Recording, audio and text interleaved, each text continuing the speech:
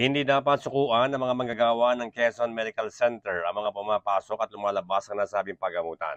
Ayon kay Governor Dr. Helen Tan na siyang nanguna sa pagdiriwang ng ikasandaang taon ng nasabing pagamutan, dapat parating kasama ang puso sa paglilingkod sa mga taga-lalawigan. So yung pakiusap ko ay, huwag niyo pong susukuan, mayroon man kaming pagkukulang bilang mga lider nitong pamayanang ito, hindi pa rin po siya dahilan para bawasan ang pagmamalasakit sa ating mga kalalawigan at sa lahat ng mga pumapasok po sa ospital na to.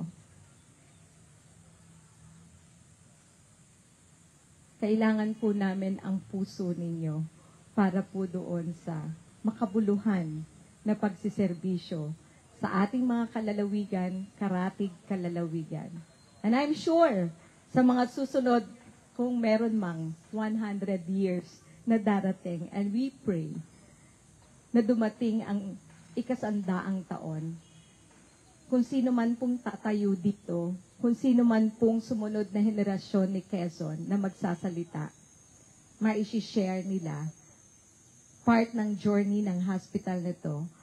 And I'm praying, yung ating pangarap, ine-enjoy na po ng ating mga kalalawigan, if not for all Filipinos, but for Quezonian.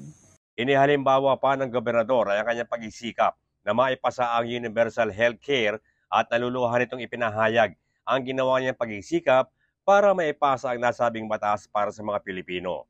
I remember when I was one of the team crafting the universal healthcare law, no? Kasama po yung puso doon.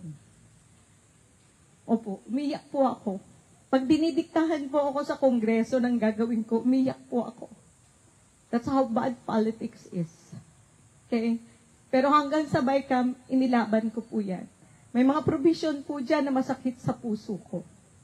Pero wala kang magagawa dahil hindi ikaw ang pinakamapangyarihan na tao sa gobyerno. Okay?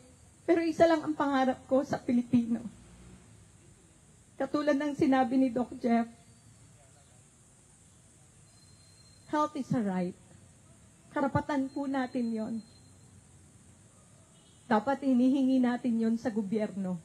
Dapat ibinibigay po sa atin yon.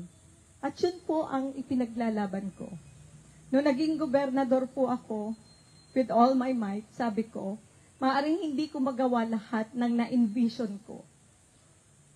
Kung ano mang puso at katitikan ng batas na yon, pero magawa nating lahat kung ano ang kaya nating gawin. Tama po. So yun ang legacy. Kasama sa legacy. Bert Abrigo nag-uulat para sa DCDG 96.7 Destiny Radio at your service.